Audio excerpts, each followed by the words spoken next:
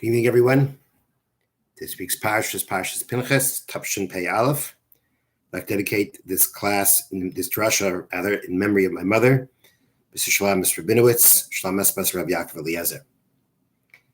So the Parsha begins with Hashem telling Moshe about the reward for Pinchas, the grandson of Aaron, for his standing up for the honor of Hashem and for killing Zimri, the prince of the tribe of Shimon, and the Midianite princess, who were publicly sinning with each other in a very audacious manner, so to speak, doing it in Moshe's face. And it was bringing, and we know that and in last week's parsha, the Jewish men were straying after the Moabite women, becoming worshippers of the idol Pa'ar, and a plague had broken out the Jewish people, and thousands were dying. And the Jewish people could have been destroyed, if not for the fact that Pinchas stood up for the honor of Hashem. He took a spear, and he killed both Zimri and the princess who were sinning, and for standing up for the desecration of Hashem's honor, he stopped the plague, and he was rewarded with an eternal reward. Now, if we put ourselves in Pinchas' shoes, Pinchas was in a pretty difficult place. It seems obvious, but it's worth elaborating on. At the end of last week's parsha, the end of Parshas Balak, when the Torah is telling us about how the Jewish people were straying after the Moabite women and becoming very attached to the idol worship of Pa'ar. So this is the end of last week's parsha. Vayomer Hashem el Moshe, Hashem said to Moshe, Kachas kol Rasha ha'am, take all the leaders of the people, v'hikal oisam la Hashem, and hang those who had worshipped Pa'ar for the sake of Hashem, neged Hashemish, in sight of everyone.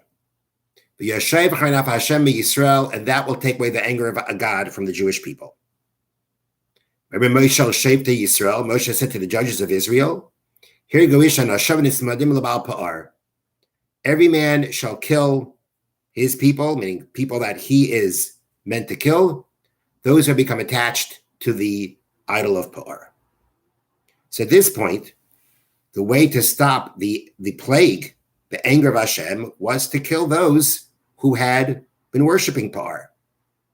And it's at that point where the Zimri, the prince of the tribe of Shimon, took the Midianite woman, publicly made it very public and clear that he was going to sin with her. And when Pinchas saw that, it says, he arose from the assembly, he took a spear in his hand, and he killed them. So the commentaries point out that it's very interesting how Hashem has to tell Moshe to take the leaders of the people and have them hang those who worshipped Pa'ar. There was a court system of the Jewish people. We know already from other episodes that capital punishment was done. And if that's what these men needed, if these idol worshippers were meant to be punished for their sin, and to have capital punishment performed on them for what they did. So what is this? Why does Hashem have to tell Moshe, tell the judges to take the judges and have them hang these people? What happened? That's not the typical way how things are done. Typically, you've got witnesses who witness what happened, how the person sinned. They warned him, the person did it intentionally, and they bring that sinner to the Beis Din. That is the typical way of how it's done. To have to now tell the judges to go and hang these people, that doesn't seem to be the regular process. And the answer is that there was no regular process happening here. No one was coming forward. No witnesses were coming forward and testifying against the sinners because no one was doing anything about what was going on. So Pinchas finds himself in a situation where no one is doing anything about this calamity that's befalling the Jewish people. how they're straying after the Moabite women, falling to idol worship, and thousands are dying. No one's doing anything. We also have to understand that Pinchas really wasn't, we don't see, at this point of time, we don't really know much about him. He doesn't seem to be anybody of high stature.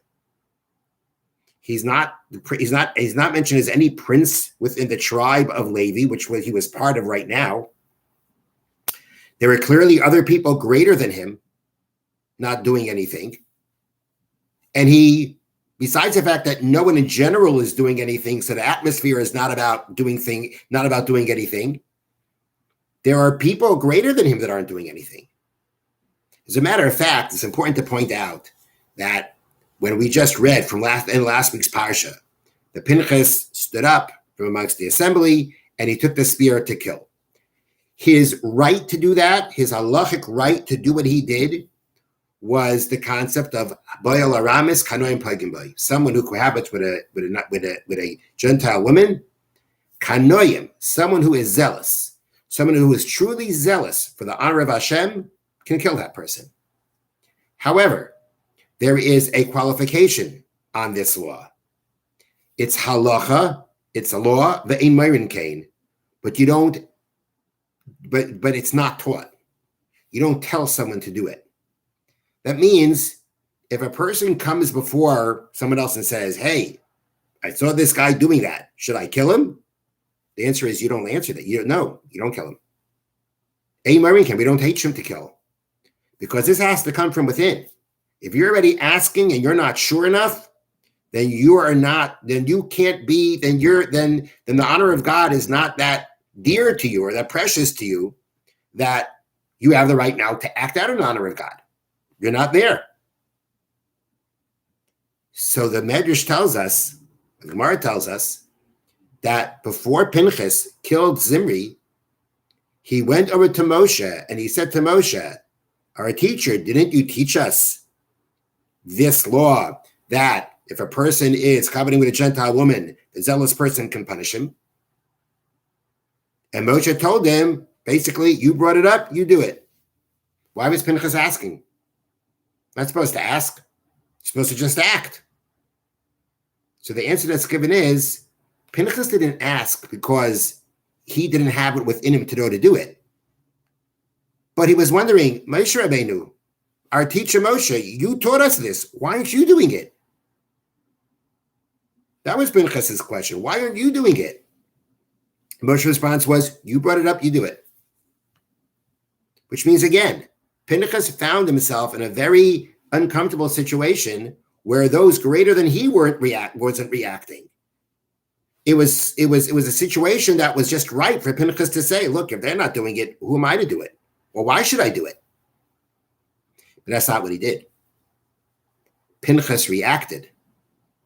Even though no one else was doing anything, and even Moshe Rabbeinu, his Rebbe, wasn't doing anything, the greatest people weren't reacting for whatever reason, Pinchas knew what he had to do. And he mustered the courage to do it. And we know it didn't come easy, because in the beginning of this week's parasha, Rashi brings down that after Pinchas killed Zimri, who was the prince of the tribe of Shimon, a very distinguished person, people questioned, people complained, people questioned the motives of Pinchas. Was Pinchas really worthy of doing this? So Pinchas had a lot going against him, but he knew it was right, and he did it anyway. He had to have the courage to do it. When no one's doing the right thing and you want to do it, you need to have a lot of courage to do it. But he mustered the courage, and he did it. Pirkei Avos teaches us, the chapters of our fathers teaches us, b'makom she'ein ish, where there's no man, hishtada liyos ish, then you put in the effort to be that man. If there is a void that needs to be filled, and you know the void is there, do it, even if there's no one else doing it. Commentaries there say, even if you feel you're not worthy of doing it, but if there's no one doing it, and you feel you can do it, you should do it. Now, one may ask, again, imagining if we'd been in Pinchas' shoes, can a person really know if it's the right thing to do when no one else is doing anything about it? Especially those greater than you? Well, we see what Pinchas did. He asked, as we said, he asked the Shaila. He asked his rabbi, what's going on? And then there are times where you know what's right. You know it. Even though no one else is doing anything, you know what's the right thing, what the right thing is. And if you know that it's right, and your heart is telling you that it's right, then you need to find the courage to do it. Not easy. The story told with Rabbi Yitzchak Zev Soloveitchik, who was known as the Brisker Rav, the Rav of the city of Brisk before World War II. And Rosh Hashanah was approaching, and he found out that the Gabayim, those in charge of the shul, of the large shul, the city of Brisk, wanted to start something new in the shul. That shul had a choir together with the chazan. And the choir would basically stand around the chazan. But they wanted to do something new. For whatever reason, they thought that it would be really nice or better if instead of the choir just standing around the chazan, that we should build a platform and have them up high, the chazan below and them up high. They thought that would be, I guess, the more impressive way of doing things. Brisker Rebbe was very upset.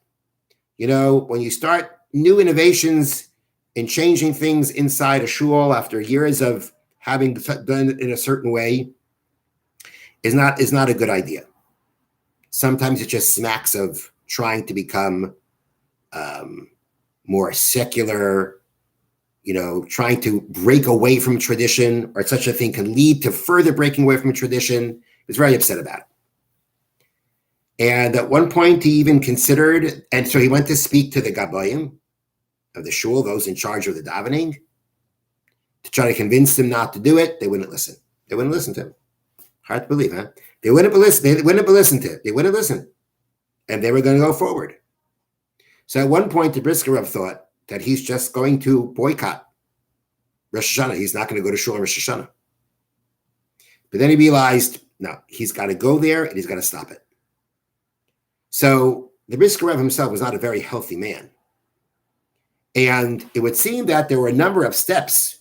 You know, he'd have to go up, you know, to where the chazan was and to where the platform. He'd have to go up a number of steps to the platform, or wherever it was. For some reason, he had to go up a number of steps and to get to the choir. And he went up the steps and he told them, come down. You cannot sing from there. The rabbi says, you got to go down. They started going down. When the Gabayim saw what was happening, they went over to the choir and said, go back up. So they went back up. And after the Brisker Rav had gone down the steps, he went back up and said to them, no, you got to come down. And guess what? The Gabayim said, no, you got to go up. And this went on for a while, back and forth, back and forth. And the Brisker Rav was just literally losing his physical strength to be able to go up those steps and to keep convincing them to come down. And he was about to give up. He just didn't have the strength for it, the little strength. He decided he's going to do it one more time. He's going to give it one more time. Got to do what he can just one more time. And he went up and he told the choir to come down. The Gabayim were ready to tell him to go back up when all of a sudden from the ladies section, from the ladies gallery, there were screams showering down at the Gabayim. What kind of chutzpah you have. What kind of gall you have not to listen to the rabbi. And they screamed at them until the Gabayim had to acquiesce. So who saved the day? Who saved the rabbi? Who saved the Brisker Rav? The ladies in the ladies gallery. And they could have said, hey, the men aren't doing anything. Why should we? It's not our place. If the Gabayim are saying to do it, it's not our place. They knew, though, what was right and what was wrong. And therefore, they mustered the courage to scream down and to berate the Gabayim for not listening, for disrespecting the rabbi.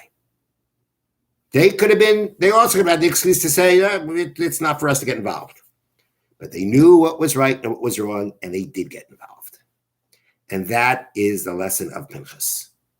That even in a situation where everything around you is either apathetic or everybody's doing the wrong thing, and you may think to yourself, who am I to be the one to stand up against this? People are going to say about me that I have no right to get involved. But you know what needs to be done for the honor of Hashem. Pinchas taught us, be courageous, be brave, stand up for the honor of God. And you can be the one that will save the Jewish people like Pinchas did. And you can be the one that receives the eternal reward that Pinchas received. Because of the fact that he stood up for the honor of Hashem and he saved the Jewish people. He was rewarded with kahuna, the priesthood, for himself and his generations forever. Even though his father had become a Kohen, he already was born and he wasn't going to be a Kohen originally. When Aaron and his sons were anointed as Kohanim. It was only for future children. But because of what he did, he became a Kohen, and now kahuna continued in his family. An eternal reward. For what reason? For being courageous and standing up for the honor of Hashem.